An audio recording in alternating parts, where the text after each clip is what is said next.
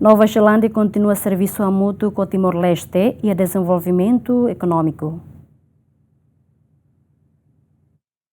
E a quinta embaixadora Nova-Zelândia ba ASEAN, a Sorumal, o primeiro-ministro, Kairala Xanana Guzmão, onde discute com a integração Timor-Leste e a ASEAN. E a Sorumutu ne diplomata Nova-Zelândia ba ASEAN, rona mos primeiro-ministro ne perspectiva com a ba ASEAN no visão sira Timor-Leste e a ASEAN. Ha foi no encontro embaixadora ne mos afirma sira se serviço hamutuk com Timor-Leste e assunto importante sira a nesta desenvolvimento econômico no área sira seluktan. We met with the Prime Minister today because New Zealand has long supported Timor-Leste as they work towards accession with ASEAN, and so we just wanted to come to Timor-Leste and visit with the Prime Minister and hear from him about ASEAN and his visions for ASEAN and Timor-Leste, but also how New Zealand, as a close partner of Timor-Leste, can work together on issues of importance for both of us.